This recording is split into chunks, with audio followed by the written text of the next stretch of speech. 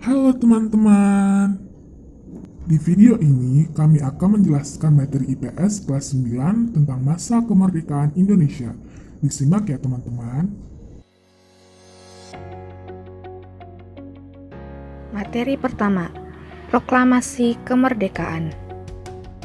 Menjelang akhir tahun 1944, posisi Jepang dalam Perang Asia Pasifik semakin terdesak. Oleh karena itu, Perdana Menteri Jenderal Kuniaki Koiso menjanjikan kemerdekaan kepada bangsa Indonesia di depan parlemen Jepang, dengan tujuan untuk menarik simpati dan dukungan bangsa Indonesia terhadap pihak Jepang. Pada 1 Maret 1945 diumumkannya pembentukan BPUPKI yang terdiri dari 63 anggota yang diketuai oleh Dr. KRT Rajiman Widoyodiningrat. Sidang pertama BPUPKI. Sidang BPUPKI yang pertama membahas tentang rumusan dasar negara Indonesia Merdeka. Dalam perumusan dasar negara, terdapat 3 tokoh utama pergerakan nasional Indonesia, yaitu Muhammad Yamin, Supomo, dan Soekarno. Berikut gagasan mengenai dasar negara yang dikemukakan oleh masing-masing tokoh.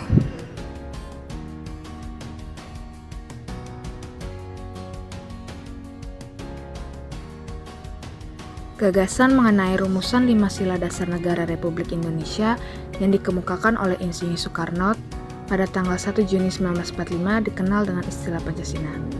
Maka ditetapkannya tanggal 1 Juni sebagai hari lahirnya Pancasila. Oleh karena masa sidang pertama ini belum ditemukan kesepakatan rumusan dasar negara, maka dibentuklah lagi suatu panitia kecil yang beranggotakan 9 orang yang dinamakan Panitia 9.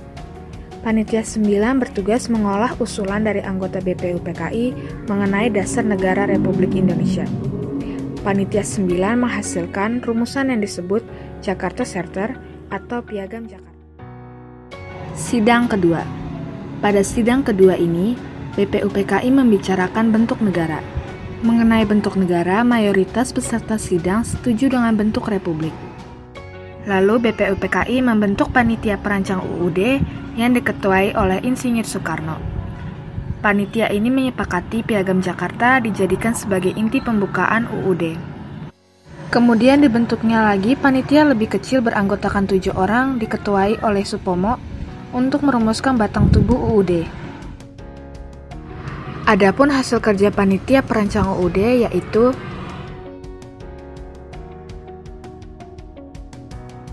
dua, pembentukan PPKI. Pada 7 Agustus 1945, BPUPKI dibubarkan karena dianggap telah menyelesaikan tugasnya. Pada tanggal 9 Agustus 1945, PPKI dilantik oleh Jenderal Tauci dengan memanggil tokoh nasional yaitu Insinyur Soekarno, Dr. Andes Muhammad Hatta, dan Dr. Rajiman Widoyodiningrat. Tugas utama PPKI adalah mempersiapkan segala sesuatu berkaitan dengan keperluan pergantian kekuasaan dari pihak Jepang kepada bangsa Indonesia. Pada awal pembentukannya, jumlah anggota PPKI terdiri dari 21 orang. Kemudian ditambah 6 orang, jadi jumlahnya 27 orang. Peristiwa Rengas Dengklok diawali oleh peristiwa menyerahnya Jepang tanpa syarat kepada pasukan sekutu. Berita tentang menyerahnya Jepang kepada sekutu diketahui oleh beberapa tokoh pemuda, terutama Sultan Syahrir. Kemudian, Syahrir dan beberapa tokoh pemuda lainnya mengusulkan kepada Soekarno-Hatta agar secepatnya memproklamasikan kemerdekaan tanpa melalui PPKI. Namun, usulan tersebut tidak disetujui oleh Soekarno-Hatta. Mereka berpendapat pelaksanaan proklamasi harus melalui PPKI sesuai dengan prosedur maklumat Jepang, yaitu pada tanggal 24 Agustus 1945. Mereka beralasan bahwa meskipun Jepang telah kalah, namun kekuatan militernya di Indonesia harus diperhitungkan demi menjaga hal-hal yang tidak diinginkan. Perbedaan sikap ini mendorong para pemuda kembali berunding pada pukul 12 malam menjelang 16 Agustus 1945. Hasil perundingan itu menyepakati untuk membawa Soekarno-Hatta keluar kota dengan tujuan menjauhkan mereka dari pengaruh Jepang. Selanjutnya, pada 16 Agustus 1945, pukul 4.30 pagi, Soekarno-Hatta dibawa para pemuda ke Rengas Dengklok, Karawang, Jawa Barat. Di tengah suasana tersebut, Ahmad Soebardjo datang beserta sekretaris pribadinya, Sudiro, pada pukul 17.30, memberitahukan kebenaran menyerahnya Jepang kepada sekutu. Mendengar berita itu, Soekarno-Hatta akhirnya bersedia memproklamasikan kemerdekaan Republik Indonesia di Jakarta.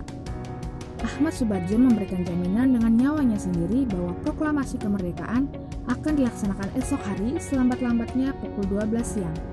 Dengan jaminan yang meyakinkan tersebut, Sudarjo Soebeno bersedia melepaskan Soekarno-Hatta. Perumusan teks proklamasi. Pada pukul 20 WIB, tanggal 16 Agustus 1945, Soekarno-Hatta beserta rombongan berangkat menuju Jakarta. Dan sesampainya, mereka menuju rumah kediaman Laksamana Maida. Di kediaman Laksamana inilah rumusan teks proklamasi disusun. Pada perumusan teks proklamasi, Ahmad Soebardjo menyumbangkan pikirannya secara lisan dalam kalimat pertama, yang berisi pernyataan kehendak bangsa Indonesia untuk merdeka. Sedangkan Muhammad Hatta menyarankan pikirannya di kalimat terakhir yang berisi pernyataan mengenai pemindahan kekuasaan. Pada pukul 4 pagi, Soekarno membacakan hasil rumusan tersebut dan seluruh tokoh yang hadir pada saat itu menyetujui secara bulat konsep proklamasi tersebut.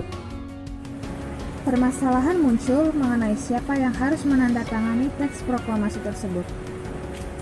Hatta mengusulkan agar teks proklamasi itu ditandatangani oleh seluruh anggota yang hadir. Soekarni dari golongan muda mengajukan usul yang menandatangani cukup oleh Soekarno dan Hatta saja atas nama bangsa Indonesia. Beliau juga mengusulkan agar Soekarno yang membacakan teks proklamasi tersebut. Usulan pun diterima. Kemudian Soekarno meminta kepada Sayuti Melik untuk mengetik naskah proklamasi dengan beberapa perubahan yang telah disetujui, yaitu 1. Kata tempo diganti menjadi tempo. Kata wakil-wakil bangsa Indonesia diganti menjadi atas nama bangsa Indonesia. 3. Penulisan tanggal yang tertera Jakarta 17/8/05 menjadi Jakarta hari 17/8. Selanjutnya, Soekarno mengusulkan agar pembacaan proklamasi dilakukan di Jalan Pegangsaan Timur nomor 56 Jakarta. Pertemuan kemudian bubar. Setelah penentuan waktu upacara pembacaan proklamasi kemerdekaan, yaitu tanggal 17 Agustus 1945 pukul 10 pagi WIB. Sejak pagi tanggal 17 Agustus 1945, persiapan upacara pembacaan proklamasi kemerdekaan dilakukan di Jalan Pegangsaan Timur nomor 56. Halaman rumah Soekarno sudah dipadati oleh massa menjelang pembacaan teks proklamasi. Dr. Muwardi memerintahkan kepada Latif Hendraningrat untuk menjaga keamanan pelaksanaan upacara. Tepat pukul 10 WIB, upacara proklamasi kemerdekaan Indonesia dimulai. Setelah pidato dan pembacaan proklamasi selesai, kemudian dilakukan pengibaran bendera merah putih oleh Latif Hendraningrat dan S. Subur. Rakyat yang hadir serempak menyanyikan lagu kebangsaan Indonesia Raya. Upacara proklamasi ditutup oleh sambutan Wali Kota Jakarta, Suwiryo dan Dr. Muwardi. Peristiwa yang sangat bersejarah tersebut berlangsung secara sederhana dan hanya memakan waktu kurang dari 1 jam. Meskipun demikian, peristiwa tersebut membawa pengaruh yang luar biasa hebatnya bagi bangsa Indonesia. Proklamasi kemerdekaan ini merupakan tonggak berdirinya negara Republik Indonesia yang berdaulat. Sambutan rakyat terhadap proklamasi kemerdekaan. Sambutan rakyat Indonesia sebagian besar dengan cepat menanggapi hakikat dari makna proklamasi. Namun ada yang menanggapi kemerdekaan itu adalah bebas dari segala-galanya, sehingga sikap ini memunculkan adanya perlawanan-perlawanan dari tentara Jepang maupun kepada penguasa pribumi yang pada zaman kolonial Belanda maupun Jepang berpihak kepada penjajah. Rapat raksasa di lapangan Ikada. Rakyat Indonesia umumnya melakukan aksi-aksi yang mendukung diproklamasikannya kemerdekaan Indonesia. para pemuda yang dipelopori oleh Komite Van Aksi Menteng 31 di Jakarta menghendaki agar para pemimpin perjuangan kemerdekaan mau bertemu dengan rakyat dan berbicara di hadapan mereka mengenai kemerdekaan Indonesia sebagai puncak perjuangan bangsa. Rencana ini dilaksanakan dengan dua cara, yaitu persiapan pengerahan massa dan menyampaikan rencana itu kepada Presiden. Presiden Soekarno dan Wakil Presiden Muhammad Hatta yang terpilih secara aklamasi oleh PPKI menyetujui rencana tersebut. Demikian juga dengan para menteri yang telah dilantik. Namun, Presiden harus mempertimbangkan rencana tersebut dengan matang agar tidak terjadi bentrokan dengan massa. Presiden memutuskan untuk mengadakan sidang kabinet di kediaman Presiden pada tanggal 9 September 1945 dan berlangsung sampai tengah malam. Mereka menghendaki agar pertemuan antara pemimpin bangsa dengan rakyatnya tidak dibatalkan. Akhirnya dengan berbagai pertimbangan, rapat menyetujui rencana tersebut. Presiden dan Wakil Presiden serta para menteri kemudian menuju ke lapangan Ikada.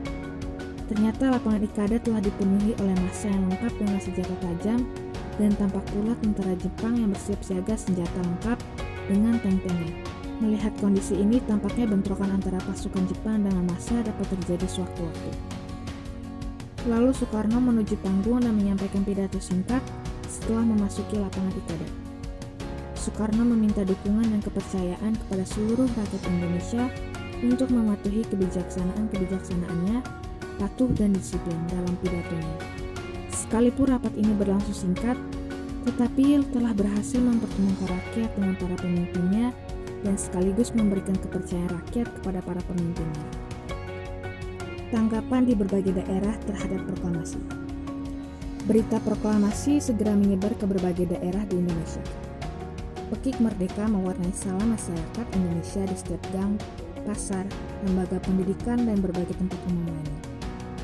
Rasa syukur terhadap kemerdekaan bukan hanya diucapkan dengan lisan, tetapi juga dibuktikan dengan perbuatan. Semangat kemerdekaan telah membakar keberanian rakyat Indonesia di berbagai daerah. Halo teman-teman, saya pembuat materi 2. Materi 2 ini saya akan menjelaskan mengenai terbentuknya NKRI. Proklamasi Kemerdekaan NKRI 17 Agustus 1945, Indonesia belum memiliki sistem pemerintahan yang jelas, dan seiring berjalannya waktu, negara Indonesia semakin berkembang hingga sekarang. Oke, kembali ke materi. Materi 2, bagian pertama. Setelah proklamasi kemerdekaan dibentuk, kelengkapan pemerintahan dengan tujuan agar pembangunan dapat berjalan lebih baik. Para pemimpin segera membentuk lembaga pemerintahan dan kelengkapan negara sehari. Pengesahan Undang-Undang Dasar 1945. PKI beragendakan untuk menyepakati pembukaan Undang-Undang Negara Republik Indonesia yang terdiri atas pembatang tubuh yang terdiri dari 37 pasal, 4 pasal aturan, 2 peralihan, disertai dengan penjelasan. Demikian, Indonesia memiliki landasan hukum yang kuat dalam bernegara. Presiden dan Wakil Presiden. Soekarno dan Hatta ditetapkan sebagai Presiden dan Wakil Presiden pertama Republik Indonesia secara aklamasi dalam musyawarah untuk mufakat Indonesia Raya mengiringi penetapan Presiden dan Wakil Presiden yang terpilih. Pembagian wilayah Indonesia. Rapat PPKI tanggal 19 Agustus memutuskan pembagian wilayah Indonesia menjadi 8 provinsi. Antaranya adalah Jawa Barat, Sumatera, Jawa Tengah, Jawa Timur, Sunda Kecil, Maluku, Sulawesi, dan Kalimantan. Bentukan kementerian. Subarjo melaporkan hasil rapat panitia kecil dipimpin olehnya mengajukan 13 kementerian. Berikut adalah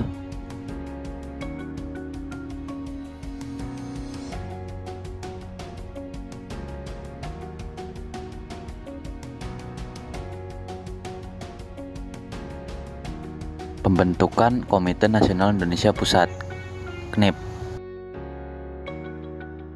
Tanggal 22 Agustus 1945 PPKI menyelenggarakan rapat pembentukan KNIP yang akan menggantikan PPKI. Karena mengangkat 335 orang untuk menjadi anggota NIP yang dilantik pada 29 Agustus 1945. Tugas dan wewenang KNIP adalah pengawasan berhak ikut dalam penetapan garis-garis besar haluan negara.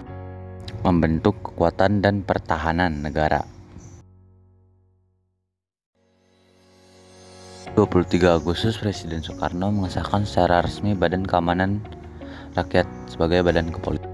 Anggota BKR terdiri dari mantan anggota PETA dan tentara Heyo.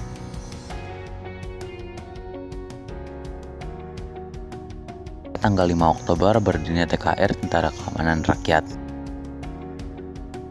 Jadi terpilih sebagai pemimpin dan Urip Sumiardjo segera membentuk markas besar TKR yang dipusatkan di Yogyakarta.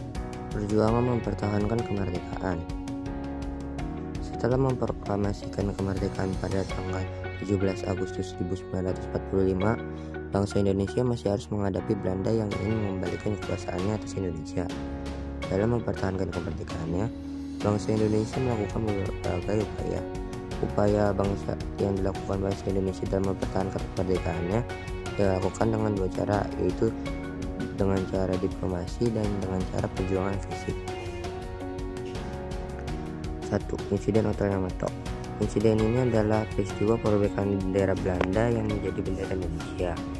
Peristiwa ini terjadi pada tanggal 19 September 1945 di Hotel Yamato, Surabaya. Diawali oleh beberapa orang Belanda yang mengibarkan bendera Belanda di tiang bendera Hotel Yamato, yang membuat rakyat Surabaya marah karena tindakan tersebut, dan rakyat Surabaya pun mencoba menukar bendera tersebut. Akhirnya bendera pun berhasil diturunkan dan dirobek menjadi bendera Indonesia.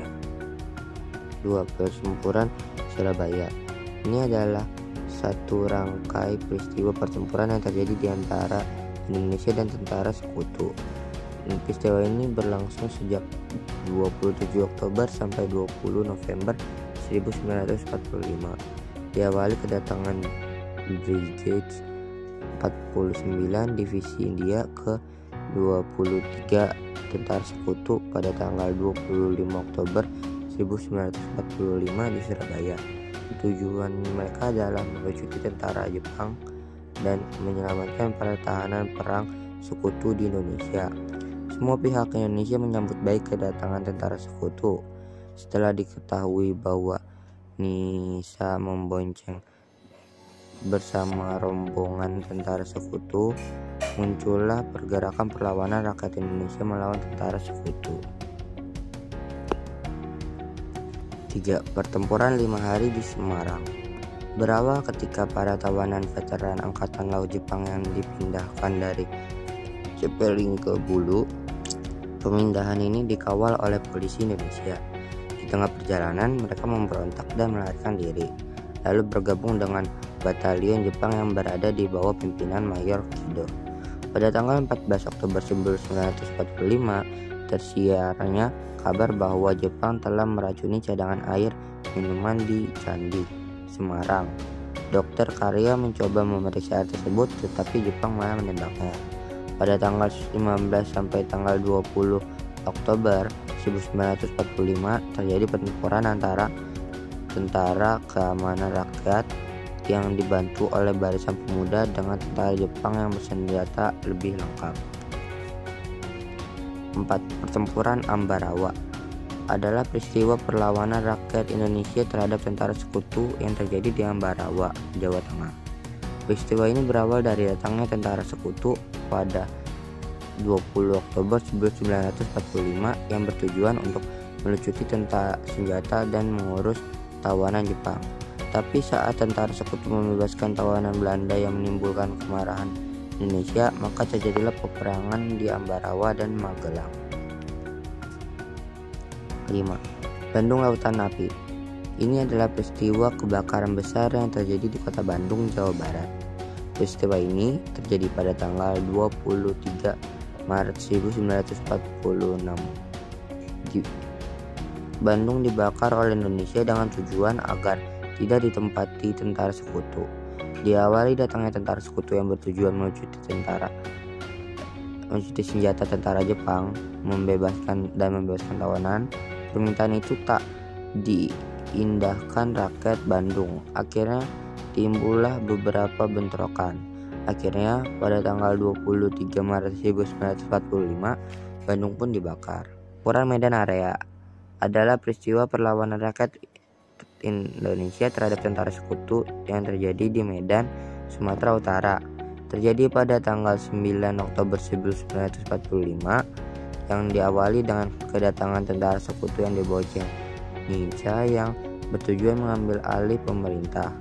Pertempuran pertama meletus pada tanggal 13 Oktober 1945 oleh pemuda yang menyerang gedung-gedung pemerintahan yang dikuasai sekutu.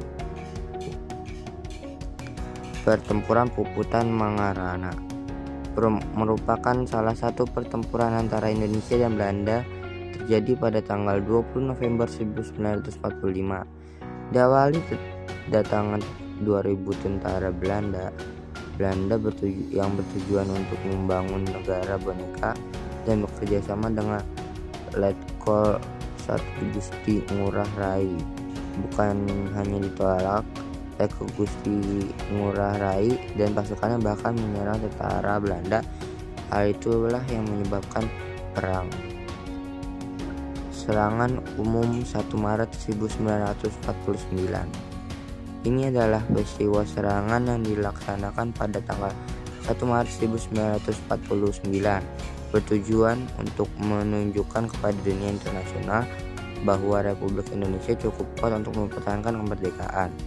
Serangan dilakukan oleh pasukan TNI Brigade 10 Wehkreis 3 di bawah pimpinan Letnan Kolonel Soeharto. Serangan dilakukan pada tanggal 1 Maret 1949 sekitar pukul 6. TNI pun berhasil memukul mundur tentara Belanda dan menduduki Yogyakarta selama 6 jam. Yang keempat, perkembangan politik Indonesia pada masa kemerdekaan. Yang pertama, saya akan membahas tentang Republik Indonesia Serikat. Sesuai hasil kesepakatan konferensi Meja Bundar, bentuk Negara Kesatuan Republik Indonesia berubah menjadi Republik Indonesia Serikat, yaitu RIS. Republik Indonesia Serikat berdiri pada tanggal 27 Desember 1949 dengan Undang-Undang Dasar sementara sebagai konstitusinya. Sesuai dengan isi konstitusi baru itu, negara berbentuk federasi dan yang meliputi seluruh daerah Indonesia. Federasi Indonesia dibagi menjadi 3, yaitu negara bagian yang meliputi, yang kedua satuan-satuan kenegaraan yang meliputi, dan yang ketiga daerah swapraja yang meliputi. Pertama, negara bagian yang meliputi negara Indonesia Timur, negara Pansundan, negara Jawa Timur, negara Madura, negara Sumatera Selatan, negara Sumatera Timur, dan Republik Indonesia. Yang kedua, satuan-satuan kenegaraan yang meliputi Kalimantan Barat, Kalimantan Timur, Kalimantan Tenggara, Banjar, Dayak Besar, Bangka, Belitung, Riau, dan Jawa Tengah.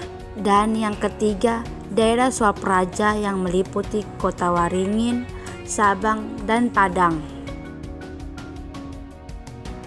Sistem pemerintahan RIS dipegang oleh Presiden dan Menteri-Menteri di bawah Perdana Menteri. Terpilih sebagai Presiden RIS adalah Insinyur Soekarno setelah ia menjadi calon tunggal dalam pemilihan Presiden RIS tanggal 15 Desember 1949. Sementara itu, Dr. Randus Muhammad Hatta diangkat menjadi Perdana Menteri RIS pada tanggal 20 Desember 1949. B. Kembali menjadi Negara Kesatuan Republik Indonesia. Bentuk Negara Republik Indonesia Serikat ternyata tidak sesuai dengan cita-cita kesatuan dan persatuan bangsa Indonesia. Oleh karena itu, muncul gerakan-gerakan untuk mengubah bentuk negara kembali menjadi Negara Kesatuan Republik Indonesia.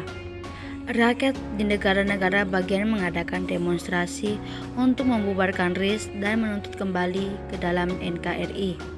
Pada bulan April 1950, hampir seluruh negara bagian dan satuan-satuan kenegaraan telah bergabung dengan Republik Indonesia, kecuali negara Indonesia Timur dan negara Sumatera Timur. Berkat pendekatan dan ajakan yang dilakukan, negara Indonesia Timur dan negara Sumatera Timur akhirnya menyatakan keinginannya untuk bergabung kembali ke dalam NKRI. Pada tanggal 19 Mei 1950 ditandatangani sebuah piagam antara pemerintah Republik Indonesia Serikat dan pemerintah Republik Indonesia.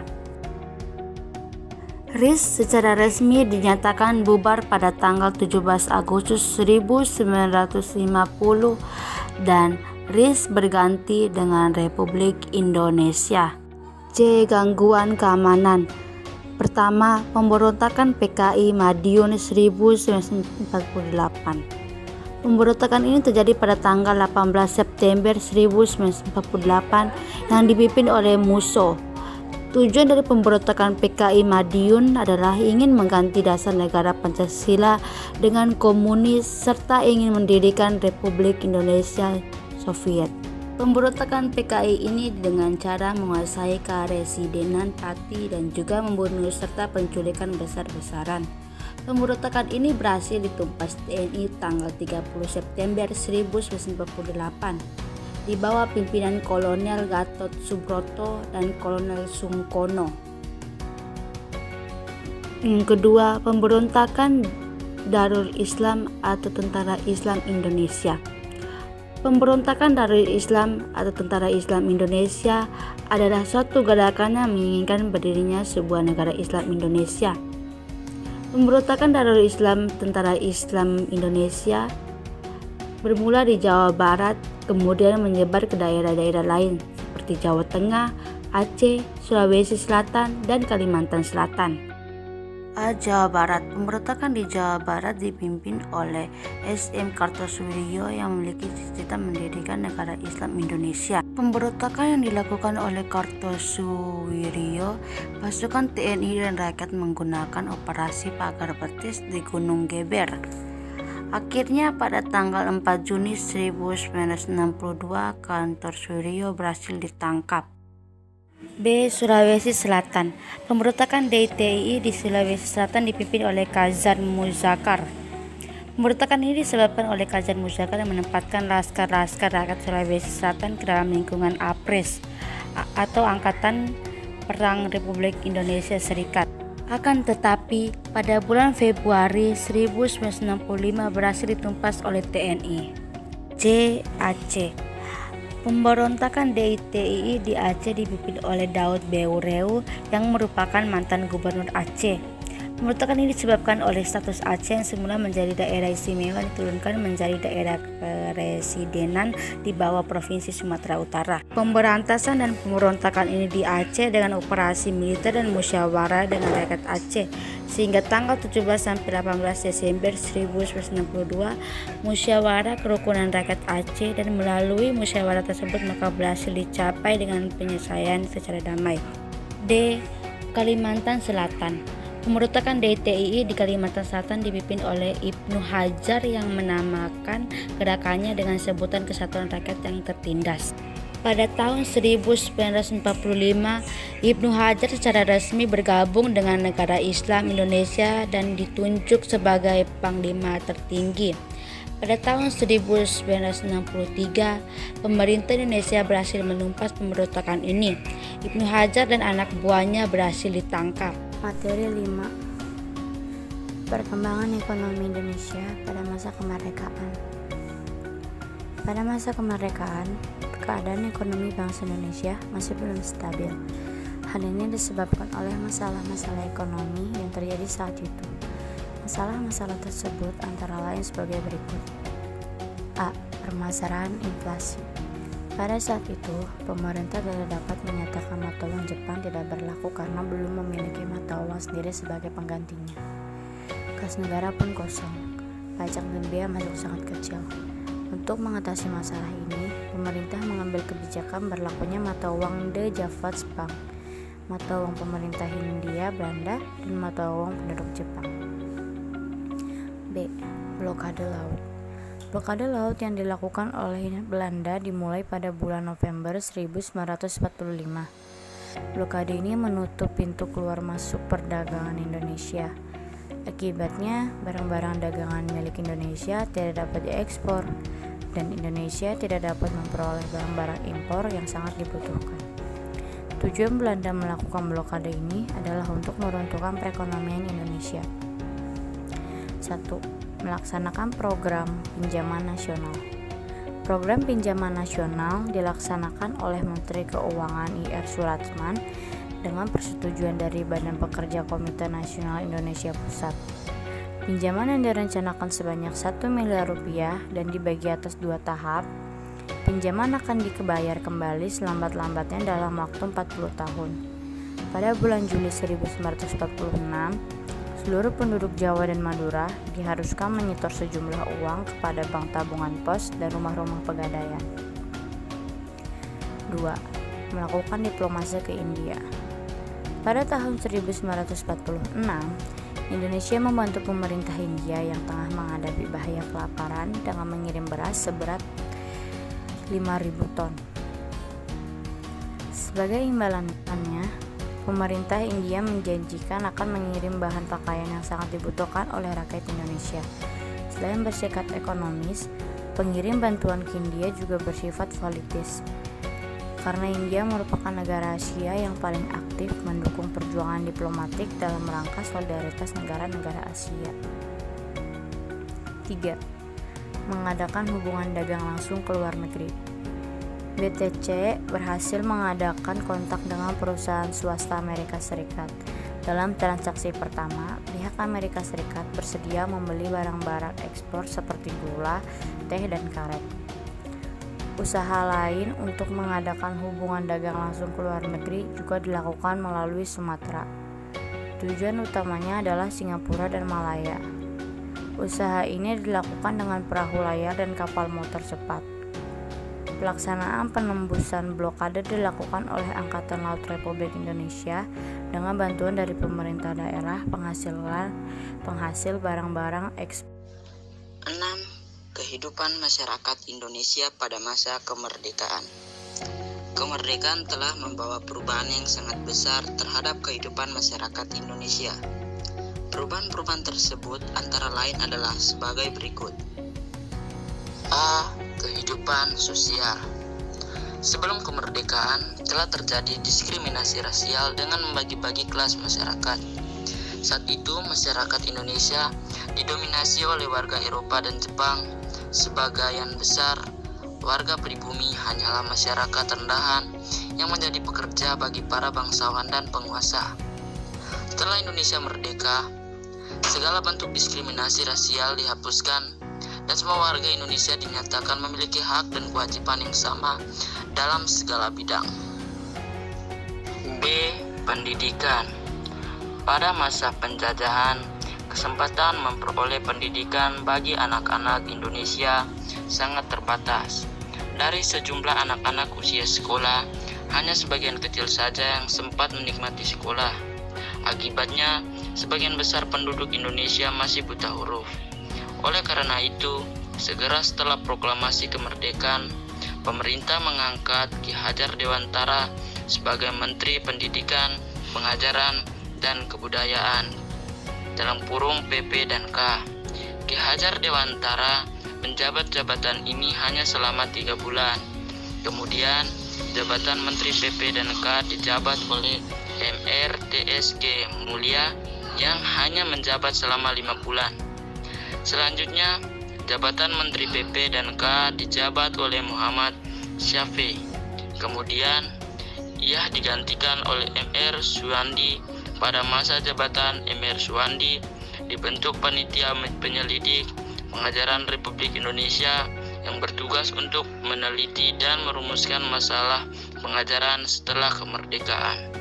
Setelah menyelesaikan tugasnya, panitia ini menyampaikan saran-saran kepada pemerintah. Kemudian, disusunlah dasar struktur dan sistem pendidikan di Indonesia. Tujuan umum pendidikan di Indonesia merdeka adalah mendidik anak-anak menjadi warga negara yang berguna, yang diharapkan kelak dapat memberikan pengetahuannya kepada negara. Dengan kata lain, tujuan pendidikan pada masa itu lebih menekankan pada penanaman semangat patriotisme. Pendidikan pada awal kemerdekaan terbagi atas 4 tingkatan, yaitu pendidikan rendah, pendidikan menengah pertama, pendidikan menengah atas, dan pendidikan tinggi. Pada akhir tahun 1949, tercatat sejumlah 24.775 buah sekolah rendah di seluruh Indonesia. Untuk pendidikan tinggi, sudah ada sekolah tinggi dan akademi di beberapa kota seperti Jakarta, Klaten, Solo, dan Yogyakarta. Selain itu, ada pula universitas seperti Universitas Gadjah Mada. C. Kebudayaan.